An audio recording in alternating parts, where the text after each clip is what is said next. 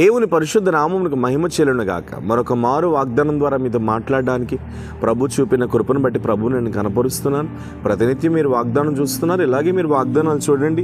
సమూయేలు మొదటి గ్రంథం 2వ అధ్యాయము 30వ వాక్యాన్ని ప్రభు మీకు వాగ్దానం ఇస్తున్నారు. కావున యెహోవా వాక్కు ఏదనగా, నన్ను గణపరచు వారిని నేను గణపరచుదును. దేవునికి స్తోత్రం.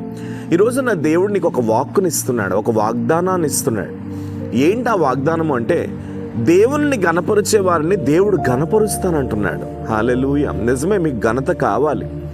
ఊర్లో, సమాజంలో, వ్యాపారంలో, ఉద్యోగంలో, మనుషుల ఎదుట, సంఘం ఎదుట, కుటుంబస్తుల ఎదుట, స్కూల్స్లో, ఆఫీసెస్లో మీకు ఏం కావాలంటే ఎక్కడొకక్కడ ఘనత కావాలి, ఒక పేరు కావాలి. నిజమే కదండి. పేరును కోల్పోతే, ఇప్పుడు ధనాన్ని కోల్పోయినా మరలా సంపాదించుకోగలము, కానీ పేరును మాత్రం కోల్పోతే మరలా సంపాదించుకోగలమా? మీరే చెప్పండి. సంపాదించుకోలేం. పేరు అనేది ఖచ్చితంగా ప్రతి మానవుని జీవితంలో ఒక పేరు ఉండాలి, ఒక ఘనత ఉండాలి. ఎందుకంటే వెళ్ళేటప్పుడు మనము భూమి మీద మన దినములు ముగించుకొని మన మహిమలోనికి వెళ్ళినప్పుడు, మన డెడ్ బాడీని దేబెడుతున్నప్పుడు మన వెనకాతల మనం సంపాదించిన ఆస్తులు కానీ పాస్తులు కానీ ఏమీ మనతో రావు. మన వెనకాతలు వచ్చేది ఏదైనా ఉన్నదంటే అది ఒక ఘనత మాత్రమే వస్తుంది. మంచి పేరు సంపాదించుకొని వెళ్ళాడు, మంచి పేరు సంపాదించుకొని వెళ్ళింది అని మన కొరకు సాక్ష్యం ఇస్తారు. ఎప్పుడు మీరు ఒక విషయాన్ని గుర్తుపెట్టుకోండి, నువ్వెప్పుడు కూడా మంచి మనిషిగానే భూమి మీద బ్రతకాలి. నీ ద్వారా దేవునికి కానీ, నీ ద్వారా సమాజమునికి కానీ, నీ ద్వారా సంఘమునికి కానీ అవమానం అనేది రాకూడదు. సొసైటీకి నీ ద్వారా అవమానం రాకూడదు ఎప్పుడు కూడా. అలాంటి క్రియలు నువ్వేం చేయాలంటే తొలగించుకోవాలి. నువ్వెప్పుడు కూడా మంచి వ్యక్తిగా ఉంటూ, మంచి మనిషిగా బ్రతుకుతూ, బైబిల్లో కూడా చాలామంది వ్యక్తులు చెడ్డ జీవితాలు జీవించిన వారికి వారి ముగింపు చాలా దారుణంగా ముగించబడింది. మంచిగా బ్రతికిన వారి ముగింపు మహిమకరంగా ముగించబడింది. ఏదన్నా మన చేతుల్లోనే ఉంటుందండి. మంచిగా బ్రతికినా, చెడుగా చచ్చిపోయినా అది ఏదన్నా మన చేతుల్లోనే ఉంటుంది. అందుకని క్రీస్తు యేసు రక్తంలో కడగబడి, క్రీస్తు ఎలాగైతే మంచి వ్యక్తిగా బ్రతికాడు, సాక్ష్యపు జీవితాన్ని పొందుకొని మంచి వ్యక్తిగా బ్రతికాడు, అలా మీరు కూడా మంచి వ్యక్తులుగా సమాజంలో, సంఘం ఎదుట, కుటుంబస్తుల ఎదుట మంచి వ్యక్తులుగా బ్రతకాలి. ఈరోజు కానీ ప్రభు నీకేమని వాగ్దానం చేస్తున్నాడు అని అంటే, నువ్వు ఎక్కడికైతే వెళ్తున్నావో అక్కడ నేను నిన్ను గణపరచబోతున్నాను.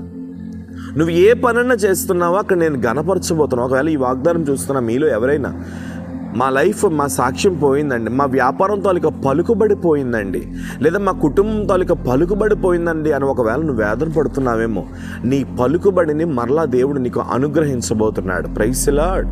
నీ పలుకుబడిని దేవుడు మరలా నీకు అనుగ్రహించబోతున్నాడు. ఎక్కడ నువ్వు పడిపోయావో అక్కడ తిరిగి మళ్ళీ నేను లిఫ్ట్ చేయబోతున్నాడు.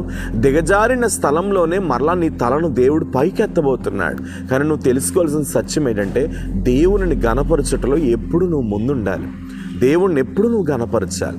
దేవా నీకు స్తోత్రం, నువ్వు ఉండబట్టే నేనున్నాను, నువ్వు ఉండబట్టే నా బ్రతుకుంది అని దేవుణ్ణి ఎప్పుడు కొనియాడుతూ దేవుణ్ణి మీరేం చేస్తూ ఉండాలంటే గణపరుస్తూ ఉండాలి.